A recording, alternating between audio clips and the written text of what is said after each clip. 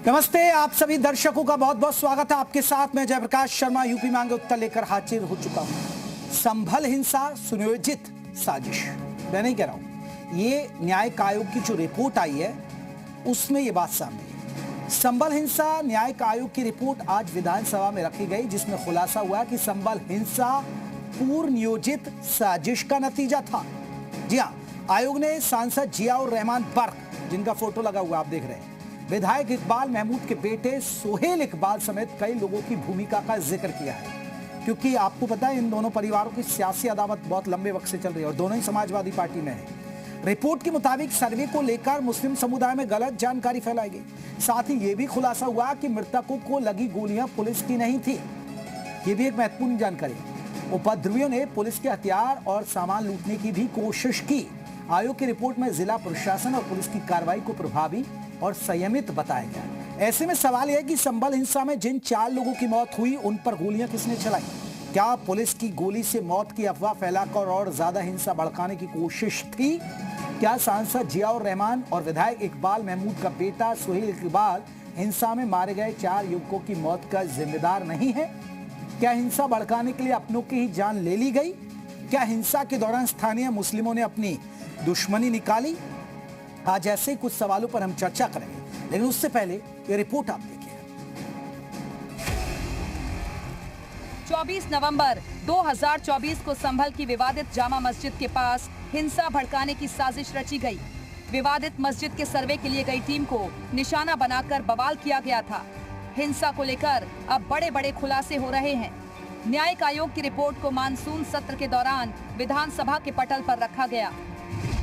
Report के मुताबिक हिंसा पूर्व नियोजित साजिश थी। मुस्लिम समुदाय के बीच गलत जानकारी फैलाई गई। गलत जानकारी देकर भीड़ को जमा किया गया, जिसके बाद पथराव, आगजनी, गोलीबारी हुई। रिपोर्ट में सांसद जियाउर रहमान बर्क की भूमिका का जिक्र है।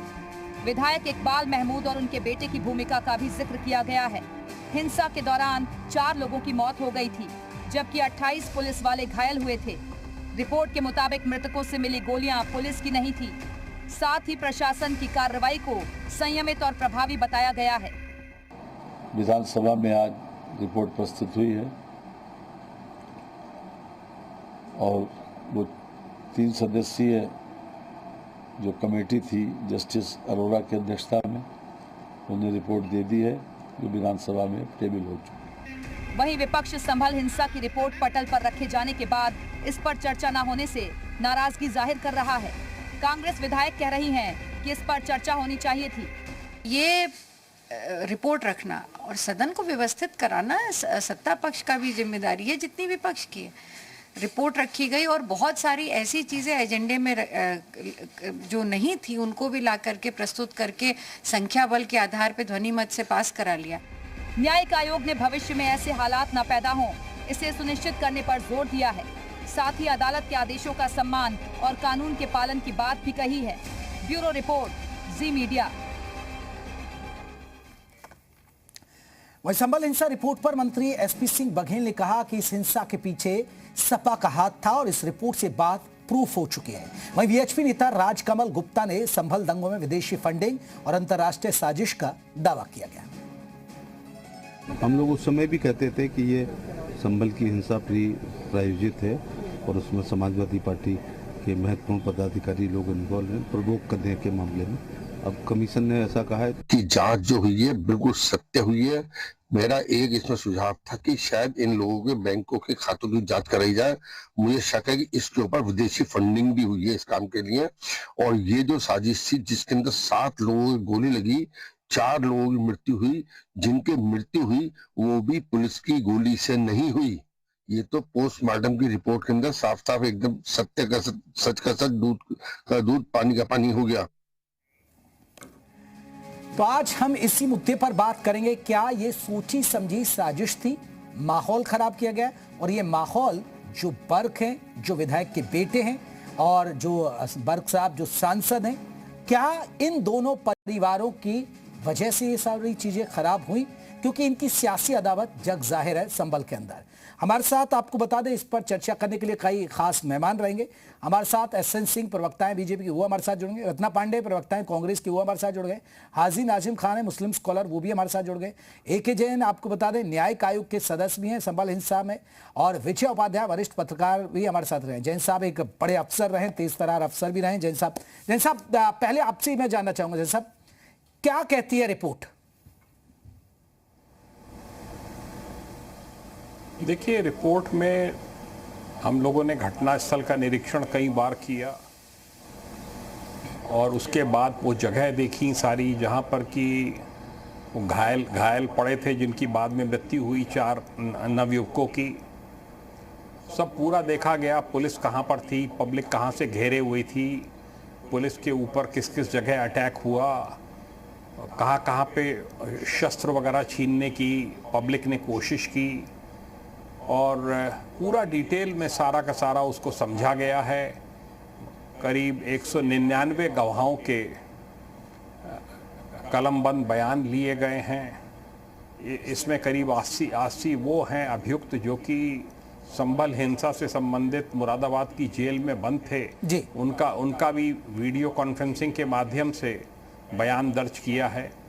जब अयोध्या गए हैं, पूरा नोटिफिकेशन छपता था पेपरों में कि जिस किसी को गवाही देनी है, जो भी अपने पक्ष की बात कहनी है, वो आ सकता है। और वहाँ पर जो डाक बंगला था पीडब्ल्यूडी का, उसमें सब बयान दर्ज होते थे जी। सब पूरी रिकॉर्डिंग होती थी, सब पूरे बयान वहाँ भी दर्ज हुए। और यहाँ पर लखनऊ में हजरतगंज में जो कार्यालय था, वहाँ पर भी बहुत से लोगों ने अपने बयान दर्ज कराए। पूरे सब बयान दर्ज किए गए हैं और उसके बाद एक फाइंडिंग दी गई है कि क्या निष्कर्ष इसका निकलता है। और विशेषकर जो मुझे और एडिशनल चीफ सेक्रेटरी होम थे, एडिशनल चीफ सेक्रेटरी थे एक्स अमित मोहन प्रसाद, उनको ये भी टास्क था कि जो भी घटनाक्रम हुआ, क्या उसमें और अच्छे प्रबंध की सुनिश्चित किए जा सकते थे, क्या उन प्रबंधों में कहीं कोई कमी थी। और भविष्य के लिए सुझाव दिए हैं मैंने कि भविष्य के लिए इस प्रकार की घटनाओं की पुनरावृत्ति प्रदेश में ना हो, इसके लिए क्या क्या स्टेप्स उठाए जाने चाहिए। ठीक है जैन साहब। एके जैन जी, मैं एक और चीज आपने समझा, आपने निष्कर्ष में एक निष्कर्ष, क्योंकि ये बातें निकल कर आ रही है कि जिन 4 लोगों की मौत हुई वो पुलिस की गोली से नहीं हुई, कि रिपोर्ट क्या कहती है। एक दूसरा, क्या आपको लगता है कि साजिश के तहत हुआ, कि साजिश थे जो बाहर से क्या लोग बुलाए गए, इस बात के कुछ सबूत है। एक और तीसरी बात, जो हो सकता है कि आपको उससे कोई फर्क नहीं पड़ा हो क्योंकि आप उस टीम के हिस्सा रहे, सियासी अदावत भी है यहाँ, क्योंकि जो बर्क है यहाँ के जो सांसद हैं और जो यहाँ के विधायक हैं, उनकी सियासी अदावत की वजह से भी माना जा रहा है कि इस तरह की चीजें हुई, इसी वजह से एक प्लानिंग हुई। इन 3 बिंदुओं पर आप क्या कहेंगे? देखिए, वहाँ पर फॉरेंसिक साइंस लेबोरेटरी की टीम ने, सब साइंटिस्ट ने वहाँ का निरीक्षण किया, किस एंगल से गोली चली, कितनी दूर से गोली चली, गोली अभियुक्तों जो लोग मारे गए हैं नवयुवक, उनके कहाँ कहाँ लगी, कितने डिस्टेंस से फायरिंग हुई, पथराव कहाँ कहाँ से हुआ। ये सारी चीज़ों के ऊपर पुलिस वालों को भी कईयों को गोली है, गन शॉट वुंड है, उनको गोली कहाँ से एम करके मारी गई छतों से, वो सब उसमें पूरा उल्लेख है। पोस्टमार्टम रिपोर्ट में भी और फॉरेंसिक साइंस लेबोरेटरी की रिपोर्ट में भी बड़ा स्पष्ट किया गया है कि जिस बोर के ये फायरिंग हुई है, वो पुलिस उस बोर से फायरिंग नहीं करती है, ये पुलिस के पास वो वेपन नहीं है जी। कंट्रोल्ड फायरिंग हुई है, केवल पुलिस ने अपने को बचाने के लिए, लॉ एंड ऑर्डर को वहाँ पर बनाए रखने के लिए, और जो कमीशन के लोग थे उनको उनकी वहाँ पे हत्या ना हो जाए कमीशन के दौरान, और एक लॉ एंड ऑर्डर मेंटेन रहे, इस उद्देश्य से जो कार्रवाइयाँ हुई हैं उनका पूरा विस्तार से उल्लेख किया गया है। रही बात इसकी, बहुत से ज़िलों से, अगल बगल के जनपदों से लोग वहाँ पर एकत्र हुए थे, ट्रैक्टर ट्रॉलीज़ में आए थे, उसके सब प्रमाण हैं, कितनी दूर से वहाँ पर लोग एकत्रित थे। इससे स्पष्ट होता है कि एक सुनियोजित साजिश थी और एक भ्रम फैलाया गया सारे में कि ये तो मस्जिद को टेक ओवर कर लेंगे। वो केवल एक सर्वे होना था जो सिविल कोर्ट ने ऑर्डर किया था, सिविल जज ने। केवल उसका अनुपालन कराने डीएमएसपी गए थे, फोर्स गया था कि वो जब आए कमीशन तो उनको एक निर्विरोध तरीके से जी वो अपना कमीशन का कार्य पूरा कर सकें और जा सकें। कमीशन के लोगों की जान माल की सुरक्षा करना भी एक बहुत बड़ी चुनौती थी, क्योंकि बड़ी उस समय नारेबाजी हो रही थी और गलत नारे भी वहां पर लगाए जा रहे थे और चारों तरफ से घेर लिया गया था। जी चले जैन साहब आप बने रहिएगा। देखिए के जैन साहब न्यायिक आयोग के सदस्य भी हैं, उन्होंने बारीकी से खुद गए, खुद चीजों को समझा, इसलिए उन्होंने हमें विस्तार से भी जानकारी दी है। मैं जल्दी से इस पर हाजी नाजिम एक आपका रिएक्शन। हाजी नाजिम साहब, क्योंकि ये बात कही जा रही थी कि मुस्लिमों को परेशान किया जा रहा है, पुलिस ने गोलियां चलाई, 4 निर्दोषों की जान ले ली गई, लेकिन सारे बिंदु अलग हैं। यहां तो बातें आ रही हैं, ग्राउंड पर भी जो बातें आती है वो यही है कि लोगों ने भ्रम फैलाया, झूठ फैलाया, और जिन लोगों की मौत हुई वो पुलिस की गोली से नहीं हुई है। और सबसे बड़ी बात है, सियासी अदावत यहां पुरानी चलती रही, एक दूसरे को नीचा दिखाने की चलती रही है दोनों मुस्लिम नेताओं के अंदर। जयप्रकाश जी, देखिए जिस तरीके से रिपोर्ट आई है, रिपोर्ट में ये सारे बातें बताई गई हैं, उससे पहले थोड़ा रोशनी डालने की जरूरत है। क्योंकि जिस तरीके से शाही जामा मस्जिद का पहले दिन का सर्वे हुआ था, बड़ा शांतिपूर्वक सर्वे हुआ था, तो फिर जब दोबारा जो सर्वे हुआ तो उससे पहले वहां पे सिस्टम को मजबूत करने की सख्त जरूरत थी, वहां पे प्रशासन को अलर्ट रहने की जरूरत थी। लेकिन वहां पर आपने देखा होगा कि किस तरीके से वहां दोबारा जो सर्वे हुआ, उस सर्वे के साथ साथ वहां पर कुछ धार्मिक नारे भी लगाए गए, जिस तरीके से भी जैन साहब ने भी कहा है, वहां पे नारे इस तरीके के लगाए गए, उकसाने वाले भी नारे यहाँ पर लगाए गए। लेकिन यहाँ पे असल मकसद था कि अफवाह जो फैली, उस अफवाह को रोकने के लिए यहाँ पे प्रशासन को यहाँ पे अलर्ट रहने की सख्त जरूरत थी। छतों पर ड्रोन कैमरे से निगरानी होती कि यहाँ पर कहीं कोई ऐसी घटना, अप्रिय घटना तो ना घट जाए, क्योंकि यहाँ पर जिस तरीके का माहौल था, बड़ा सेंसिटिव मामला था और ये बाहुल क्षेत्र था, मुस्लिम इलाका था, जहाँ पर यहाँ पर सर्वे हो रहा था। लेकिन यहाँ पर ये कह देना कि भाई यहाँ पर जो 4 व्यक्तियों की मौत हुई है वो पुलिस की गोली से नहीं हुई, तो फिर ये किसकी गोली लगी है, उनको इसकी भी जांच पड़ताल होनी चाहिए, ताकि वो पीड़ित परिवार को इंसाफ मिले, ताकि उसके जिनके घर का चिराग बुझाए, उनके घर के चिराग वाले को वहां उनको न्याय मिले तो ज्यादा अच्छा। लेकिन अगर ये पल्ला झाड़ लेना कि पुलिस की गोली नहीं लगी, तो कहीं ना कहीं यहाँ पर सिस्टम जो है, यहाँ एक सुरक्षा की बात होनी चाहिए, तो वहां पर सिस्टम की सुरक्षा की कोई बात नहीं हो रही है। इस तरीके से तो कोई भी किसी को भी भीड़ में आकर गोली मार सकता है, तो कोई किसी की भी जान ले सकता है। तो जयप्रकाश जी, ऐसा नहीं है। तो तभी तो साजिश हुई ना हाजी नाजिम साहब, तभी तो साजिश हुई, लोगों को ऐसे ही तो उकसाया, बाहर से लोग आए। हाँ, मैंने फिर वही कहा ना कि जब यहाँ पे सेंसिटिव मामला था, तो यहाँ पे पुलिस प्रशासन को पूरी तरीके से अलग, ये एक वैलिड पॉइंट है, मैं इसको रखूंगा। रत्ना पांडे जी, आप न्यायिक आयोग की जो रिपोर्ट आई है उस पर क्या कहेंगे आप, कि साजिश के तहत हिंसा भड़काई गई? आप सभी को नमस्कार। मैं ये कहना चाहती हूँ कि कांग्रेस का सिद्धांत साफ है, हिंसा करने वाला चाहे किसी भी धर्म, जाति अथवा राजनीतिक दल का हो, कानून के तहत उस पर कार्रवाई होनी चाहिए। न्यायिक आयोग के सदस्य हैं जैन जी। जैन साहब कह रहे हैं कि बहुत बड़ी साजिश थी, दूर दूर से लोग लाए गए थे, तो ये तो स्वयं स्थापित करता है कि सरकार असफल हुई है, उसका खुफिया विभाग असफल हुआ है, प्रशासन और पुलिस को कोई पड़ी ही नहीं थी। LIU जिस तरह से एक वो हाथरस के बाबा वाले में भी यही बात थी, बाद में पता चलता है कि लोग आ रहे थे, लेकिन लोग क्यों इकट्ठा हो रहे हैं, उन्हें कैसे रोका जाए, क्राउड मैनेजमेंट क्या कहता है, सरकार असफल थी। इसके आगे मैं ये कहना चाहती हूँ कि अगर न्यायिक आयोग ये स्थापित कर रहा है कि किसी की भूमिका है, स्थापित होती है, तो उस व्यक्तिगत भूमिका पर कानून के तहत कार्रवाई की जानी चाहिए। रिपोर्ट को राजनीतिक हथियार बना के समुदाय विशेष पर प्रहार नहीं करना चाहिए। और नहीं रत्ना पांडे जी, ये तो आपको पता, रत्ना पांडे जी, वहां के थोड़ा सियासी उसको नजरिए को वहां पर समझना जरूरी है, क्योंकि वहां 2 पॉलिटिकल लोगों की लड़ाई है और दोनों ही समाजवादी पार्टी से आते हैं। जो सांसद हैं और जो विधायक हैं, उनकी सियासी अदावत बहुत लंबे वक्त से रही है, एक दूसरे को नीचा दिखाने की रही है, और यहां भी यही बिंदु आ रहा है। अगर आप ग्राउंड पर भी पता करेंगे, लोगों के बीच भी यही चर्चा है। नहीं, उनकी, मैं तो कह रही हूँ कि कोई भी किसी पर अगर नाजायज हमला करता है, हिंसा फैलाता है, सामाजिक सौहार्द बिगाड़ता है, कानून के तहत कार्रवाई होनी चाहिए, वो किसी भी राजनीतिक दल का हो। महत्वपूर्ण पुलिस की भूमिका है, समाज में दंगा रोकने के लिए पुलिस है, प्रशासन है ना, वो असफल हुआ। मैं इस पर मैं ठीक है, मैं बीजेपी एसएन सिंह साहब से रिएक्शन लूं, उससे पहले मैं जैन साहब दीजिएगा, हाँ, एक लास्ट बात जोड़ने दीजिए। हाँ, जो कोई भी न्यायिक आयोग की रिपोर्ट होती है वो सिर्फ रिपोर्ट है, अंतिम फैसला भारत में न्यायालय में होता है, ये भी हमें ध्यान रखना चाहिए। ठीक है जैन साहब मैं इस पर बीजेपी का रिएक्शन लूंगा, लेकिन आपको नहीं लगता कि ये तो पुलिस महकमे का फेलियर नजर नहीं आया, उसमें ये बिंदु नहीं आया?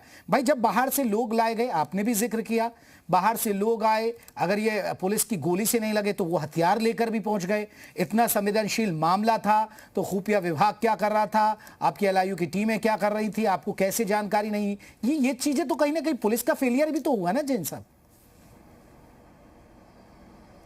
देखिए, बहुत अच्छी व्यवस्थाएं वहाँ के एसपी और डीएम ने सारा मौके का पैदल भ्रमण कर कहाँ कहाँ बैरिकेड लगने हैं, कहाँ कहाँ पे वन वे ट्रैफिक चलेगा, कहाँ कहाँ पे ड्रोन तैनात होंगे, सारी व्यवस्थाएं की गई थी। अगर इस प्रकार की व्यवस्थाएं ना होती तो जिस तरह का मॉब था और जितना आक्रामक था, बहुत बड़ी कोई घटना जो है उस दिन संभल में घटित हो सकती थी। देखिए, ये एक फैक्ट फाइंडिंग कमीशन है। हमारा काम है कि हम फैक्ट्स को पता लगाकर और उसको जो है संज्ञान में ला दें गवर्नमेंट के, तो वही किया गया है। हमारी रिपोर्ट में किसी के खिलाफ कोई कार्रवाई की संस्तुति नहीं की गई है, और हमारे यहाँ एक बात स्पष्ट है कि कमीशन में जो भी कोई गवाही देगा वो गवाही उसके खिलाफ प्रयोग में इस्तेमाल में नहीं लाई जाएगी। हमने पता करने की जो भी कोशिश थी, पूरा पता किया है हर पक्ष से कि क्या हुआ उस दिन। एक भ्रम फैलाने का प्रयास किया गया। एक ऊपर जामा मस्जिद में एक हौद बना हुआ है, ये हुआ कि उस हौद को खाली करा के उसको उसकी गहराई नापी जानी थी कमीशन के द्वारा। जो वो पानी बाहर निकला उसमें लोगों में भ्रम फैला दिया, लोगों ने अफवाह फैला दी कि वहाँ तो खुदाई का काम शुरू हो गया है। इस प्रकार के जो भ्रम फैलाए गए, और ये जो आप कह रहे हैं ये बात सही है कि जो लोग थे क्राउड में उनके पास अस्त्र शस्त्र भी थे, उन्होंने पुलिस के भी हथियार छीनने की कोशिश की, और उन्होंने कहीं जहाँ पे घायल हुए हैं लोग बाग, वो पुलिस की रेंज के बाहर थे, बहुत दूर थे, क्राउड के बीच में डेथ्स हुई हैं। उन जगहों को भी जाके हम लोगों ने देखा है। चलिए जैन साहब मैं लौटूंगा। एसएन सिंह साहब, ये देखिए, मैं फिर उसी बिंदु पर आता हूं। भाई कोई बवाल हो, कोई हिंसा हो तो उसके लिए जिम्मेदार पुलिस और सरकार ही होगी। जवाब तो पूछे जाएंगे। अब वो साजिश के तहत हुई, कैसे हुई, क्यों हुई, तो भाई आपकी खुफिया विभाग, आपके लोग कहां सो रहे थे? जो रत्ना पांडे जी सवाल कर रहे हैं, कैसे हुई, कहाँ हुई, अगर ये भी नहीं पता है एक वरिष्ठ पत्रकार को तो कैसे बताए? इतनी लंबी रिपोर्ट दिखाए, जैन साहब की आवाज सुनाए, एक एक चीजों को बताने का कार्य किए, और आप कह रहे हैं भाई और भाई की हत्या में खुफिया एजेंसी कार्य नहीं कर पाती है। भाई और बेटे की हत्या में खुफिया एजेंसी कार्य नहीं कर पाती है। जब भाई कहते हैं कि हम दोनों एक समुदाय, एक भाई हैं, तो वो तो यहाँ भी दिख रहा है ना कि अभी हमारे हाजी नाजिम साहब कह रहे हैं कि वो इलाका मुस्लिम इलाका था। मुस्लिम इलाका क्या होता है? भारत का कोई नागरिक वो भारत के कानून को नहीं मानेगा, ऐसा कौन मान सकता है? भाई भारत का कानून कह रहा था कि वहां जाकर सर्वे करिए, और सर्वे हुआ था, वहां इस तरह की कोई गड़बड़ी नहीं हुई थी। एक बात। दूसरी बात, अगर खुफिया एजेंसी नहीं काम करती, हमारे पुलिस चौकस नहीं रहती, तो कैसे 60 से अधिक पुलिसकर्मी घायल हो जाते? वहां पुलिसकर्मी थे कि नहीं थे? चूंकि अभी जो कांग्रेस के प्रवक्ता यहाँ बैठी हमारी बहन, और जो हाजी नाजिम है, ये कर रही थी कि हमारा इलाका है और हमारे इलाके में हम जैसे चाहेंगे वैसे करेंगे, कानून अपना काम नहीं करेगा। क्यों नहीं ये कहा जा रहा है कि कानून में कोई खुफिया एजेंसी? भाई कानून का कार्य करने जा रहे थे। हम अपने दुश्मन के लिए खुफिया एजेंसी चला सकते हैं, लेकिन मैं अपने परिवार में अपने भाई की हत्या कर दूं, अपने परिवार में अपने पिता की हत्या कर दूं, अपने परिवार में जयप्रकाश जी अपनी बहन की हत्या कर दूं, नहीं हो सकता। एक दूसरी बात, शुरू से समाज के लोग, आप चुप रहिए बहन जी, आपके बीच में बोला नहीं। जयप्रकाश जी चुप कराइए, अकेले चुप कराइए। देखिए होता क्या है कि पहले भी कहा गया था कि समाजवादी पार्टी को कुछ लोग और कुछ ऐसे कट्टर हाजी नाजिम की तरह सोच वाले लोग ये कहेंगे कि ये मेरा इलाका है, ये धर्म के हिसाब से चलेगा, कानून कुछ होता नहीं है, संविधान पत्थर इकट्ठा करना है और इन लोगों का सर फोड़ना है, गोली चलाना है, कानून के हाथ में लेना है ठीक। तो इस तरह के काम हुए रामपुर में, कानपुर में, बरेली में, मैं बदायूं में। हाजी नाजिम अभी आपका रिएक्शन लूंगा मैं एक बार विजय उपाध्याय जी का। विजय उपाध्याय जी, अब इस रिपोर्ट को आप कैसे देखते हैं? हालांकि ये बातें तो पहले भी सामने आ रही थी, ये बातें आ रही है। 10 सेकंड दीजिए। चलिए 10 सेकंड ले लीजिए सिंह साहब, लीजिए। 700 दंगे उत्तर प्रदेश में हुए थे समाजवादी पार्टी की सरकार ने। क्या समाजवादी की दंगे को करा दिया था? हमने 2 प्रधानमंत्री खो दिए। क्या वो इंटेलिजेंस फेलियर था? ऐसा कांग्रेस की प्रवक्ता यहाँ बैठकर कहना चाह रही है। क्या हाजिम नाजिम पे बयान नहीं दे रहे हैं कि इन लोगों को सोचना चाहिए कि वो मुस्लिम इलाका है? क्या मुस्लिम इलाके में कानून चलता है? हाजिम नाजिम के हिसाब से नहीं चलता है। नहीं, एक विशेष वर्ग की आबादी कहीं भी हो तो आप वो हावी होती है ना एसएन सिंह साहब, चाहे वो हिंदू समाज की हो या हिंदू बाहुलता क्षेत्र हो या सिख समाज का हो या मुस्लिम समाज का हो, उस नजरिए से भी सोचिए ना। जेपी जी, हिंदू समाज का कौन इस बात को कहता है कि यहाँ कानून नहीं चलेगा? कानून तो चलता हर जगह। संवैधानिक व्यवस्था ने सर्वे का आदेश। रत्ना जी अभी रुकिए, रत्ना जी मैं आऊंगा, आपको मौका दूंगा। एक बार विजय उपाध्याय जी का अभी एक बार भी नहीं बोल पाए। विजय उपाध्याय जी। जेपी जी लास्ट बात। शुरू से ये कहा जा रहा था कि नहीं कि समाजवादी पार्टी गुंडों की पार्टी है, एक षड्यंत्रकारी पार्टी है जो इस तरह की घटनाओं को अंजाम देती है, जो एक धर्म के साथ खड़े होने का कार्य करती है, जो कभी भी संविधान ठीक है, हो गई बात। विजय उपाध्याय के साथ खड़े नहीं होंगे तो इसी तरह की चीजें होंगी, चाहे किसी भी धर्म के साथ। रखिएगा बात एक बार। आप कैसे देखते हैं न्यायिक आयोग की ये रिपोर्ट है, इसको आप कैसे देखते हैं? देखिए, न्यायिक आयोग जब भी बनते हैं वो एक औपचारिक रिपोर्ट होती है और उसमें सजेशंस होते हैं कि फ्यूचर में क्या मेजरमेंट लिए जाएं, किस तरह की व्यवस्थाएं की जाए। इसमें भी इन्होंने सुझाव दिया है, जैन साहब जिस आयोग के मेंबर थे, कि हिंसा के जिम्मेदार लोगों पर कड़ी कार्रवाई हो, एनएसए लगे, अदालतों के आदेश पर अफवाह फैलाने वालों के खिलाफ कार्रवाई हो, और तमाम उन्होंने सुझाव दिए हैं। दरअसल ये सजेस्टिव ज्यादा होती है इस तरह की जो रिपोर्ट्स होती हैं, और उसमें ये भी देखना होता है ना कि प्रशासनिक जो व्यवस्थाएं थी उसमें कहीं कोई चूक थी कि नहीं थी। तो आयोग ने वो सारा काम किया है, लेकिन सवाल तो हमेशा रहते हैं। आप कोई भी व्यवस्था कर लें उसमें ढेर सारे सवाल होते हैं। कुछ सवाल नाजिम जी ने उठाया, कुछ सवाल रत्ना पांडे जी ने उठाया, कुछ का जवाब एसएन सिंह ने दिया। लेकिन देखिए, ये जो संभल का मामला है, इसमें हम लोगों ने इसकी रिपोर्टिंग की है, बहुत इंटेंसिव रिपोर्टिंग की थी, डे टू डे इसका फॉलोअप किया था। हम लोगों ने देखा था जो बातें आयोग की रिपोर्टिंग में है वो ऑलरेडी काफी कुछ मीडिया में पहले आ चुका है। मीडिया ने सुझाव नहीं दिया है, बाकी सब मीडिया ने पब्लिश किया हुआ है। बिल्कुल। अब उसमें जैन साहब की टीम ने उसमें सुझाव भी दिए हैं कि क्या करना है, थोड़ा प्रशासनिक एंगल भी है उसमें।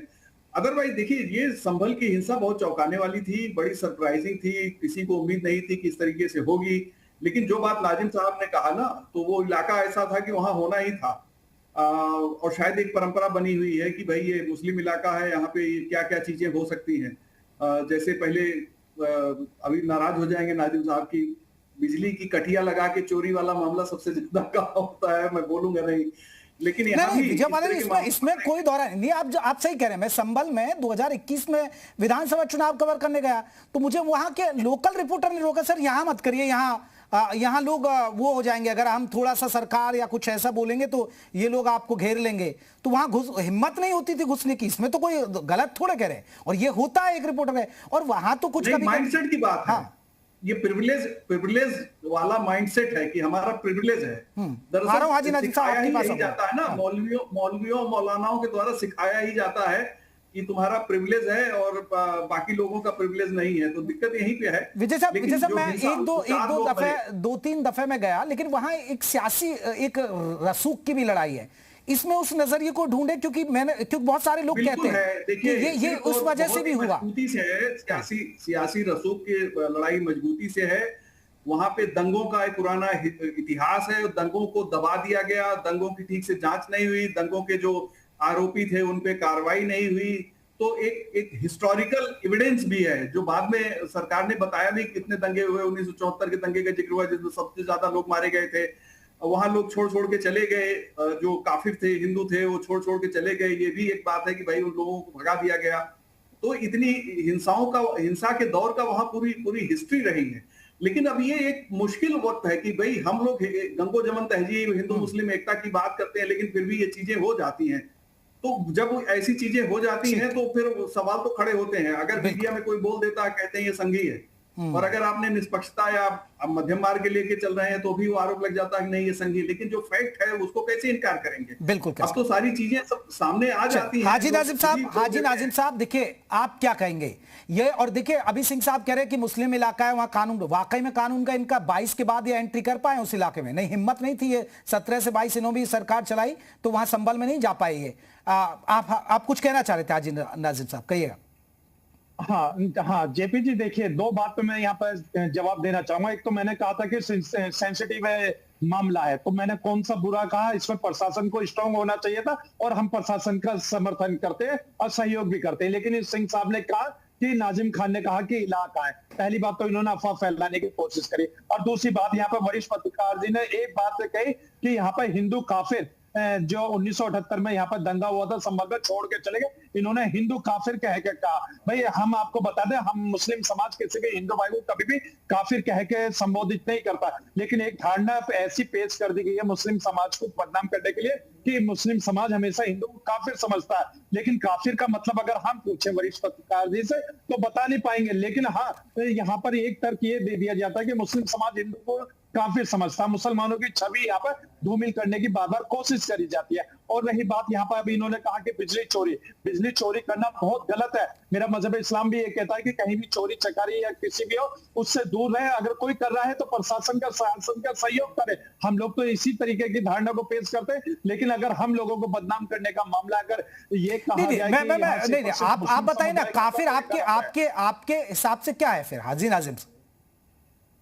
हाँ जेपी जी, एक बात बताऊं मैं आपको, यहाँ काफिर का शब्द जो है कुरान शरीफ की आयत में सऊदी अरब के लिए इस्तेमाल हुआ था, उन मुसलमानों के लिए लिया था जो मजहब इस्लाम के अंदर विश्वास नहीं रख रहे थे, उनके लिए हुआ था कि भाई यहाँ पर जो थे वो सारे मुस्लिम ही, लेकिन वो अपनी तरीके से चल रहे थे, वो बात नहीं मान रहे थे, उनके लिए ये काफिर का इस्तेमाल हुआ था। लेकिन उस शब्द को यहाँ पर भारत के अंदर इस तरीके से पेश करा गया कि यहाँ पर सिर्फ और सिर्फ हिंदुओं के लिए काफिर का इस्तेमाल होता है। मैं वही तो कहता हूँ कि आधा अधूरा ज्ञान हमेशा परेशानी का सबब बनता है। अगर ज्यादा ज्ञान होता तो शायद इस तरीके की बातें नहीं करते। और जयप्रकाश जी, एक बात मैं आपके चैनल में बड़ी जिम्मेदारी के साथ कहता हूँ, दंगा कहीं का भी हो, किसी भी राज्य का हो, उस दंगे से हमेशा नुकसान होता है, हर कम्युनिटी का नुकसान होता है, हिंदू या मुस्लिम और उस राज्य का भी, उस देश का भी। चलिए सिंह साहब देखिए, इसमें देखिए मैं खुलकर कहता हूं, हो सकता है विजय उपाध्याय जी भी तो हल्की हल्की बात कह रहे होंगे कटिया, वहां की वाकई में धारणा थी। मैं कई बार गया हूं, चुनावों में कई बार जाता हूं, बीच में भी जाने का मौका मिला। कोई कहता था ये तो मिनी पाकिस्तान है। आ रहा हूं रत्ना जी, कोई कहता है कि यहाँ आप हिम्मत नहीं कर सकते हैं, यहाँ तो बिजली अपनी मर्जी से चलती है, वहां चलती है एक विशेष समुदाय के। आप कहते हैं कि कानून, वाकई में नहीं चलता था कानून वहां? सिंह साहब,